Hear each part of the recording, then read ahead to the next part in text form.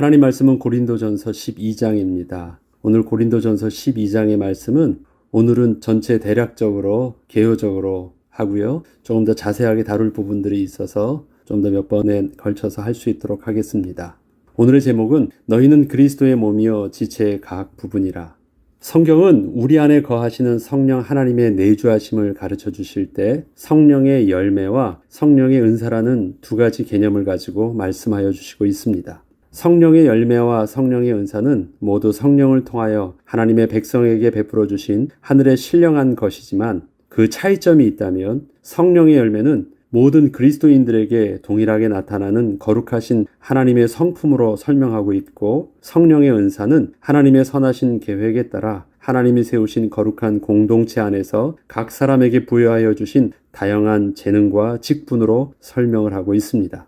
특히 성령의 열매를 설명함에 있어서는 예수님께서 제자들에게 비유로 말씀하셨던 것으로 가지가 포도나무에 붙어 있어야 절로 맺을 수 있음 같이 성령의 열매는 생명 되신 주님과 온전히 붙어 있는 연합의 비밀을 통하여 나타나는 생명의 비밀임을 설명하고 있다면, 성령의 은사는 바울이 각 교회에 보내는 서신서를 통하여 머리 되신 그리스도와 몸된 지체의 모습을 들어서 주 안에서 유기적인 연합을 이루고 있는 교회의 모습으로 설명을 하고 있습니다. 이처럼 열매와 은사는 분명히 서로 구분된 특징이 있지만 양쪽 다 동일하게 성령의 내주하심의 비밀 안에서 이루어지는 것이기 때문에 그리스도인에게 있어서 성령 하나님과의 연합의 비밀이 있어야 함을 성경은 또한 구체적으로 설명을 하고 있습니다. 오늘의 본문은 바울이 고린도 교회 안에서 이루어지고 있는 분쟁과 갈등들을 바라보면서 누가 옳고 그르다는 판단을 하려 하기보다 주님께서 세우신 몸된 교회가 성령께서 성도들에게 다양하게 베푸신 은사들을 서로 이해하지 못함으로 머리 되신 그리스도 안에서 유기적인 연합을 이루지 못하고 있는 성도들의 모습을 각자가 스스로 볼 수 있도록 설명을 하고 있는 내용입니다. 바울은 우선 성령의 은사로서 그리스도인들의 다양성을 설명하기 전에 우리에게 구원을 베푸신 동일하신 하나님의 은혜 안에서 서로가 다르지 않은 한 몸임을 먼저 설명하고 있습니다. 오늘 본문 1절로 7절까지 보면, 형제들아 신령한 것에 대하여 나는 너희가 알지 못하기를 원하지 아니하노니 너희도 알거니와 너희가 이방인으로 있을 때에 말 못하는 우상에게로 끄는 그대로 끌려갔느니라. 그러므로 내가 너희에게 알리노니 하나님의 영으로 말하는 자는 누구든지 예수를 저주할 자라 하지 아니하고 또 성령으로 아니하고는 누구든지 예수를 주시라 할 수 없느니라. 은사는 여러 가지나 성령은 같고 직분은 여러 가지나 주는 같으며 또 사역은 여러 가지나 모든 것을 모든 사람 가운데서 이루시는 하나님은 같으니 각 사람에게 성령을 나타내심은 유익하게 하려 하심이라. 이처럼 바울은 우선적으로 고린도 교회 성도들이 서로의 다름을 보기 전에 각자 모두가 예수를 주로 시인하여 그리스도의 제자된 자신들의 모습을 다시금 스스로 보게 함으로써 비록 서로가 의견 충돌은 있을 수 있어도 그 본질은 다르지 않음을 분명하게 알려주고 있습니다. 특히 서로 다르다는 것이 서로에게 갈등과 분쟁의 원인처럼 생각하고들 있었는데, 모든 것을 모든 사람 가운데서 이루시는 하나님은 같으며 각 사람에게 성령을 나타내심은 유익하게 하려 하심이라는 그 말씀을 통하여 저들의 오해되었던 생각과 시선들을 주 안에서 올바로 바라보게 함으로써 교회는 서로 다름이 문제인 것이 아니라 오히려 그 다양성이 교회를 교회되게 하고 성도를 더욱 온전케 하는 영적 비밀이 있는 것임을 명확히 한 것이었습니다. 그리고 계속해서 바울은 이렇게 설명을 이어나갑니다. 6절로 11절에 보면, 어떤 사람에게는 성령으로 말미암아 지혜의 말씀을, 어떤 사람에게는 같은 성령을 따라 지식의 말씀을, 다른 사람에게는 같은 성령으로 믿음을, 어떤 사람에게는 한 성령으로 병 고치는 은사를, 어떤 사람에게는 능력 행함을, 어떤 사람에게는 예언함을, 어떤 사람에게는 영들 분별함을, 다른 사람에게는 각종 방언 말함을, 어떤 사람에게는 방언을 통역함을 주시나니 이 모든 일은 같은 한 성령이 행하사 그의 뜻대로 각 사람에게 나누어 주시는 것이니라. 이처럼 바울은 의도적으로 교회 안에서 다양한 은사들로 섬기고 있는 사역자들에 대하여 저들의 특별함을 드러내려 하기보다는 이 모든 일은 같은 한 성령이 행하사 그의 뜻대로 각 사람에게 나누어 주시는 것이니라고 하면서 교회 안에서는 저들이 모두 한 지체로서의 모습임을 설명하고 있습니다.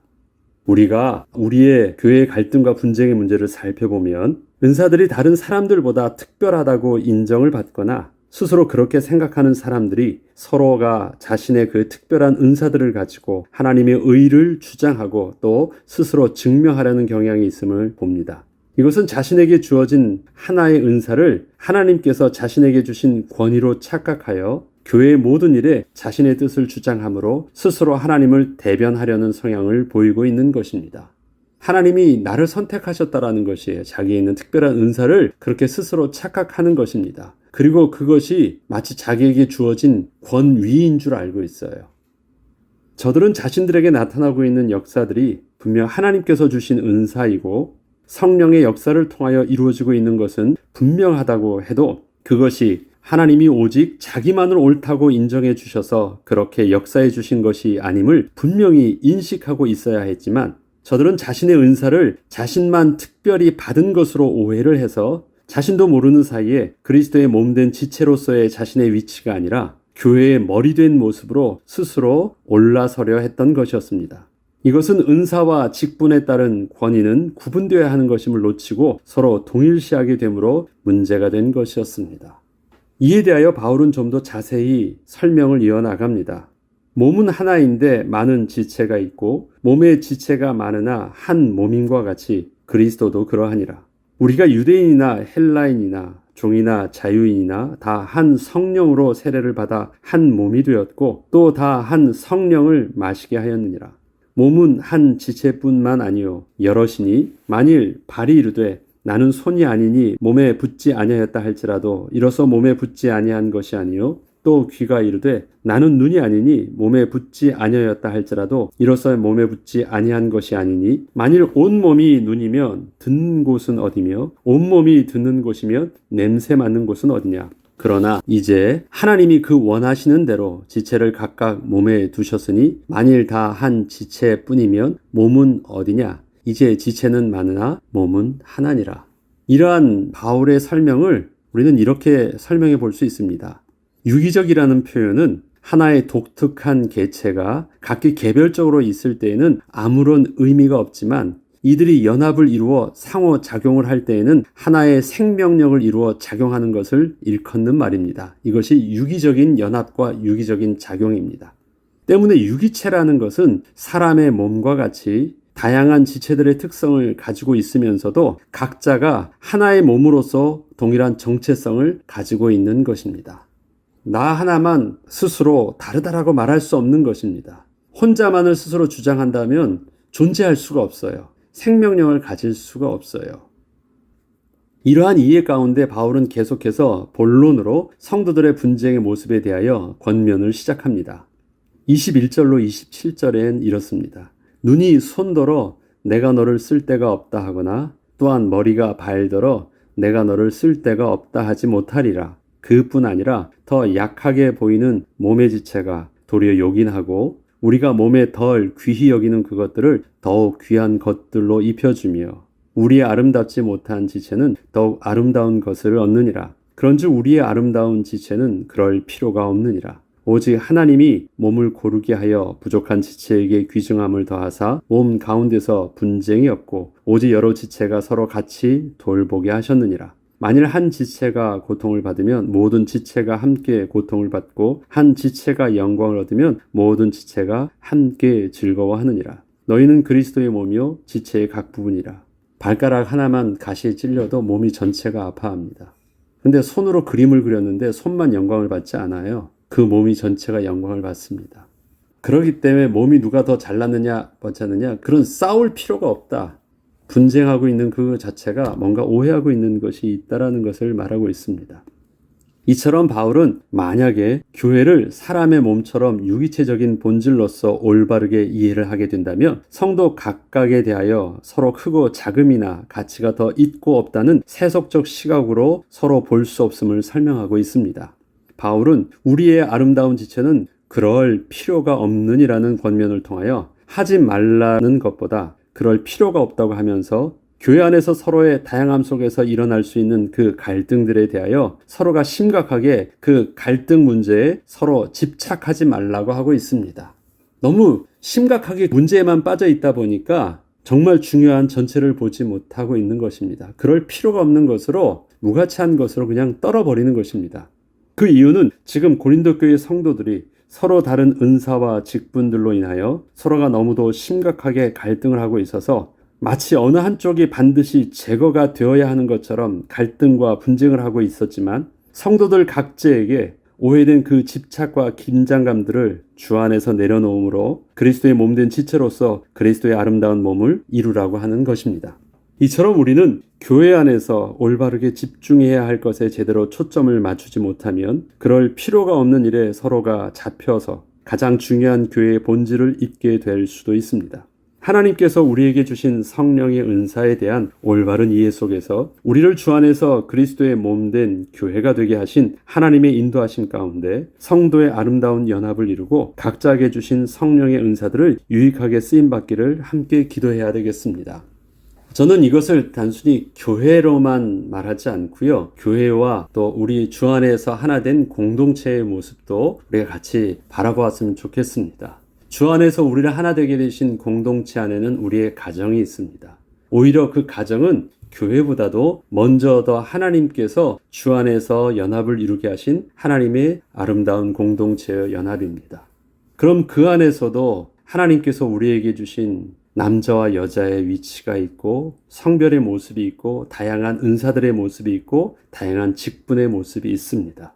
다음 시간에 좀 더 하겠지만 은사라는 것, 직분이라는 것, 그 다음에 사역이라는 것, 이 세 가지의 개념은 굉장히 우리를 서로가 갈등하게 되는 요소가 됩니다.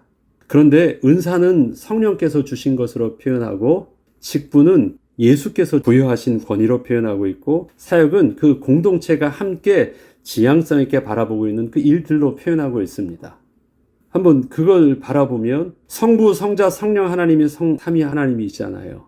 근데 성령께서 주신 은사, 성자 예수님께서 부여하신 교회의 직분, 위치, 그 다음에 그 안에서 모든 것을 만물을 주관하시는 성부 하나님의 역사에 주관하심, 하나님의 크신 뜻. 그러면 사실은 성삼위 하나님이 한 분이시잖아요.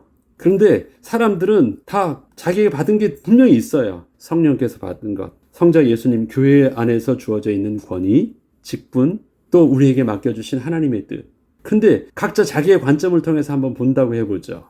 은사가 있는 사람이 은사는 없는데 직분 때문에 자기가 막 하고자 하는 것을 맡고 있어.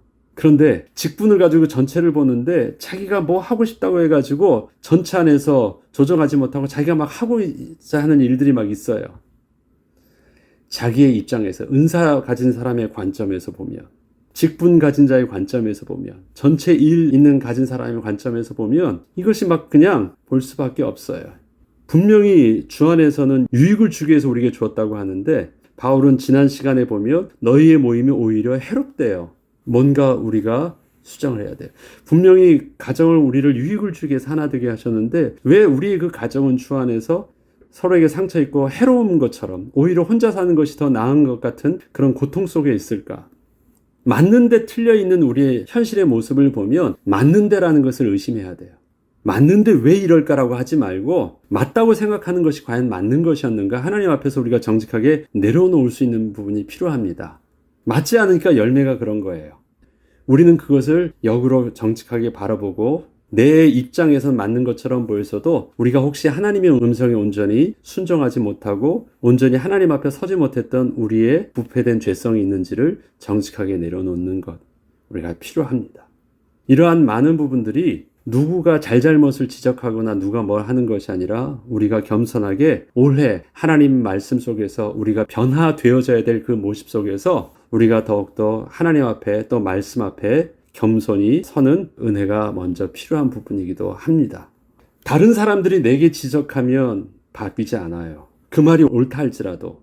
그러나 내가 하나님 앞에서 그 거룩한 말씀 앞에 내가 노출되어져서 스스로 그것이 나를 문제 있다고 내 안에 계신 성령 하나님께서 말씀하기 시작하면 나는 변화돼요. 우리는 그것을 하나님 앞에 사모해야 돼. 그래서 단순히 합리적으로 옳은 것을 옳다 그름의 문제를 가지고 우리가 싸우는 것이 아니라 내게 있어서 하나님의 말씀이 하나님의 말씀으로 들려지도록, 그러면 우리가 변화되니까. 그것이 올해 우리가 싸워야 될 가지가 포도나무에 붙어 있어야 되는 부분이고, 우리가 하나님 앞에 자꾸 그 은혜의 날개열에 거해야 되는 비밀로서 우리가 싸워야 될 영적 싸움이고, 또 우리의 수고고, 함께 교제하면서 위에서 기도해야 될 겸손한 우리의 모습입니다. 그때 말씀 전하는 자가 하나님의 말씀을 전하는 것이 되고, 말씀을 듣는 자가 하나님의 음성 앞에 듣는 것입니다. 그래서 전하는 자도 그렇게 성령의 인도함 받도록 정말 하나님 앞에 간절히 기도해야 되고, 그것이 또 우리에게서도 하나님의 음성으로 성령의 인도함을 받도록 겸손하게 서야 되는 것. 이러한 모든 영적인 열매들이 우리 가운데 또 교회를 교회되게 하고, 가정을 가정되게 하시고, 또 내 자신이 하나님 앞에 거룩한 모습으로 설 수 있는 은혜가 있길 우리가 기대하며 그 열매를 사모해야 되겠습니다. 기도하겠습니다. 하나님 아버지, 아무리 옳다 하는 말도 그것이 우리에게 들려주시는 하나님의 음성이 되지 못한다면 아무런 의미가 없습니다. 오히려 그 음성이 우리를 자존심을 상하게 하고 우리 속에서 이를 갈게 할 뿐입니다. 그런데 우리 안에 거하신 성령으로 말미암아 하나님의 음성이 들려지고 하나님의 음성으로 전해지게 된다면 나 자신은 변화될 것입니다. 하나님의 재창조의 능력으로 나 자신이 새롭게 창조되어지고 치유되어지고 거룩하게 성화되어질 것입니다. 하나님, 우리가 하나님의 말씀 안에 거하기를 원하고 하나님의 말씀 속에서 굴복되기를 원하며 하나님의 말씀이 살아서 선포되어지는 강단이 되기를 원하고 교회가 되기를 원하고 그 말씀이 우리 가정의 주인 되기를 원하는 축복된 가정 되기를 원합니다. 하나님, 우리를 불쌍히 여주시고 주님의 은혜 아래 거하게 하셔서 2024년도가 가지가 포도나무에 붙어 있어서 절로 열매 맺는 성령의 아름다운 열매로 풍성한 한 해가 되게 하여 주옵소서. 감사드리며 우리 주 예수 그리스도 이름으로 기도합니다. 아멘.